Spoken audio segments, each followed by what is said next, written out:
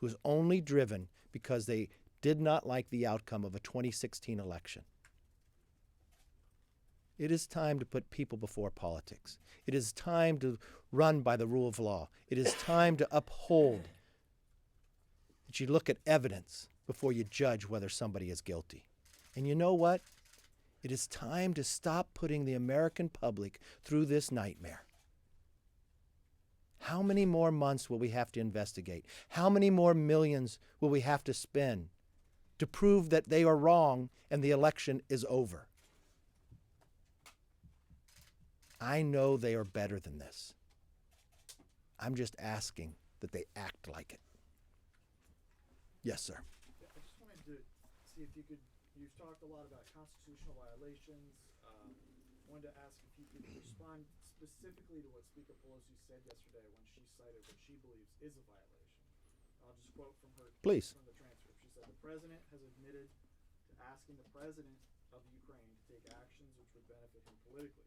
The actions of the Trump presidency revealed dishonorable facts of betrayal of his oath of office, betrayal of national security, betrayal of integrity of our elections." So I guess two things to focus on there. They're saying The president did not say he did that. You have not read the transcripts. And what is being said about the transcripts, let's think what the Democrats are saying. They're claiming that the president did a quid pro quo. They're claiming that the president brought up Biden 8 different times when no one has read this transcript. And the Speaker of the House, the individual who's in line to be president if something happens to the president or the vice president, claims there's a violation of the law based upon a whistleblower of facts that she never read and a whistleblower that was not even on the phone call.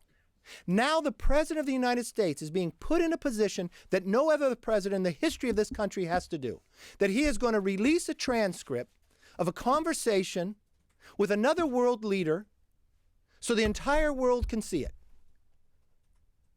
simply because they want to impeach him. He has to continue time and time again. How many millions of dollars did we go through with the Mueller report? This speaker that claims the president violated also nominated Adam Schiff, the congressman of our Intel committee, that is a gathering for our national security. The same individual, Congressman Adam Schiff, who had lied to the American public for the last 2 years, who looked into a camera and said he had proof beyond circumstantial evidence. Well, you know what? We spent millions of dollars. More than a year. We went around the world from our very best people from the FBI and others, and they found that was a lie. But he's still sitting at the helm of a chairmanship dealing with the national security. And at the same time the speaker sits there, she listened to a vice president in his own words say that yes, he did hold up money to Ukraine unless they would fire a prosecutor that worked for Ukraine, that was looking after his son's activities. Not one word about that. No, I think what the speaker did was a dark day, not only for this institution, but for the rule of law, and she put this country in harm's way when it comes to national security and our view around the world. At the exact same time, the leader of our country is sitting in the UN meeting with other world leaders, a challenge with Iran, a challenge with China and others. And she stands before that she's going to do a press conference all day long to say what's going to happen with impeachment. And she claims he violated the law with no proof, with no information, simply the fact that she does not like the outcome of the election. That questions her ability to even be speaker in my eyes. Yes, ma'am. Two questions. First of all, do you believe that the White House should make this transcript and the whistleblower complaint public? And secondly, They shouldn't have to, but they are. but secondly, do you think that the White House would have done so had the speaker not taken the action she did yesterday? First of all, naming any president, should they have to release the transcripts of every conversation they have with another world leader? The answer should be no. But this president, based upon what this majority party has done, lying to the American public on what they would work on, you're sitting before us today where America could be stronger this month. Not only our GDP, but more than 160,000 people at the lowest level would have a job. But you know what? We're not going to pass USMCA.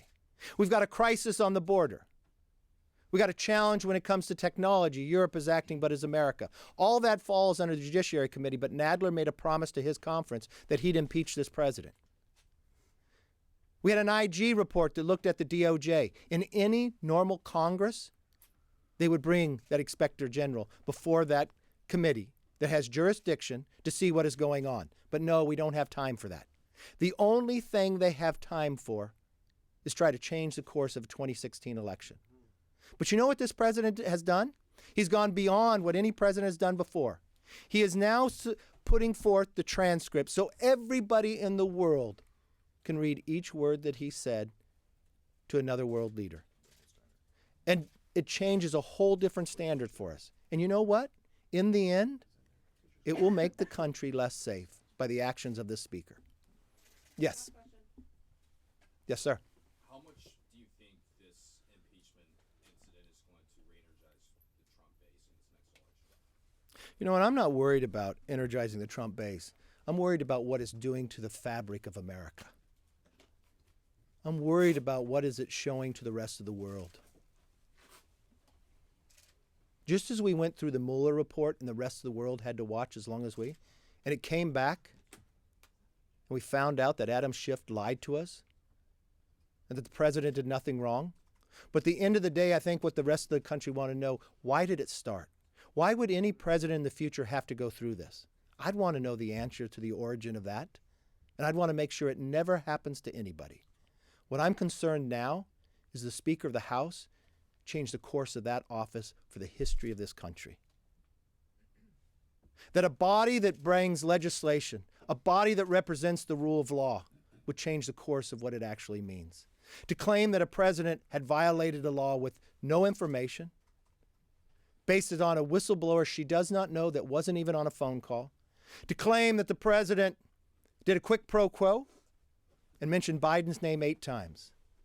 But when this transcript comes out, is it out? So I think at the end of the day, the Speaker owes an apology to this nation, and I think it's even questioned whether she should stay in her job. We are done with this.